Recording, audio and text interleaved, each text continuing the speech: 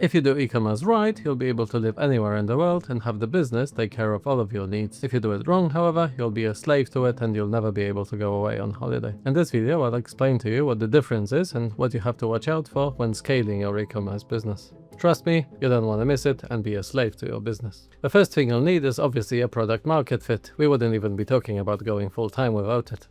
I covered that extensively in previous videos on my channel, so take a look there. Once your business has reached the beginner stage, as defined by a turnover of at least £10,000 a month, now we can think of scaling it.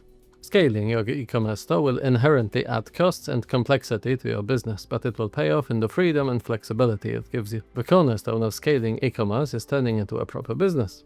For that you will need premises, staff, corporate structure, finance and accounting, banking, a scalable customer acquisition strategy, and marketing partners. Now is the time to incorporate a limited company and move the products into a proper premises. For stores selling light and small items, you might get away with renting an office space, whereas for larger items, you will need a dedicated warehouse space. Now we are about to discover the world of negotiating a commercial lease.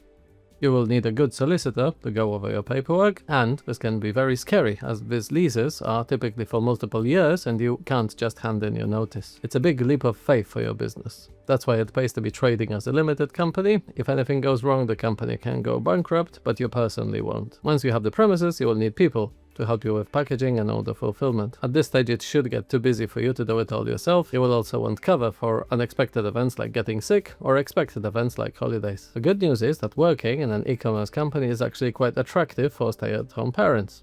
The skills required are easily teachable and transferable, so the fulfillment itself shouldn't cost you too much in the long run. It will pay for itself many times over with peace of mind. When I first hired help for unpacking a delivery, my job ad basically said, I'm looking for people who can read and count and want some additional income in the evening. However, if you want a real peace of mind, you will need to find people who are much more competent than that. They should also have good IT skills and problem-solving skills. Although hiring at this stage might seem premature, but you need clarity of mind and a clear business growth strategy. So you need to buy back your time in order to focus on it. You should spend a lot of time exploring all the growth opportunities like marketing and new product lines.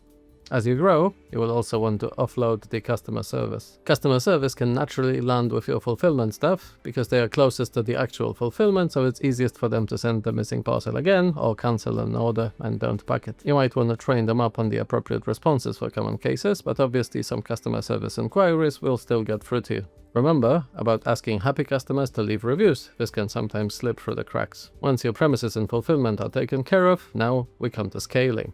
This is an iterative stage where you'll have to go through the entire business top to bottom a number of times. Polish your website positioning, product pages, category pages, email marketing, paid ads strategy, SEO, new channels like Facebook, Instagram or TikTok perhaps. At this stage it is normal to feel out of your depth and that you don't really know what you're doing. That's the reason I created Ecommerce Clinic. I've been here before, so I can advise you with fresh eyes what the next logical step to scale your business is.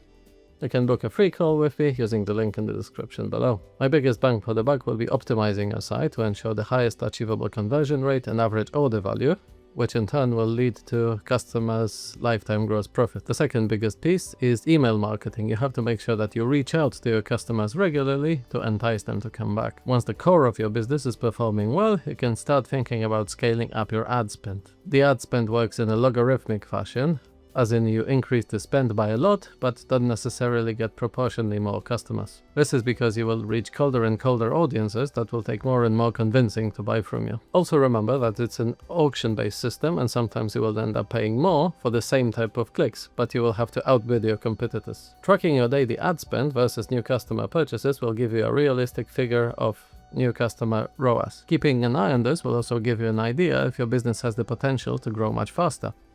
I recommend doing the occasional experiment with doubling the ad spend to see if the revenue will hold up to a required level. Obviously, you don't want Google to take all your money, so be careful here. As long as your customer lifetime value is more than just one purchase, you should be able to scale your store meaningfully just by liquidating the customer acquisition cost with the first order. This will feel like you're working for free, but don't worry about it and trust the process. The aim of e-commerce is not to have sales, it's to have customers. By its very nature, some customers will be less valuable than the others, but you should also get some whales, which will buy it often and in large quantities. Try not to sweat it too much by trying to profit from absolutely everyone and just look at the overall averages. As long as your weekly and monthly sales hold up to a desired level, everything's fine. You should also carry this attitude forward to your customer service. We often get customers sending us unreasonable requests like an additional discount code, free shipping, or that the parcel is showing us delivered, whereas they're adamant it wasn't. You should always accommodate these unreasonable expectations, but don't worry, no one else will know. However,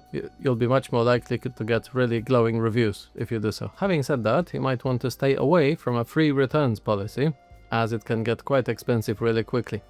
In addition to that, customers who tend to rely on it are usually not the best ones. They tend to order very little and count every penny. That's pretty much it. You should be able to sustain yourself with a business at this level. However, make sure that you're staying ahead of the competition and try to look for more avenues to scale your business even further. The easiest way to do so is to introduce new and desirable product ranges so that your customers will naturally buy more. Also remember about keeping your offer architecture fresh and utilize upsells, downsells, and cross-sells accordingly. It will take some experimentation to get this right, but hey, you gotta do something to not get bored, don't you? If you get stuck doing any of these things, get in touch with me and I'll help you out. The link is in the description below.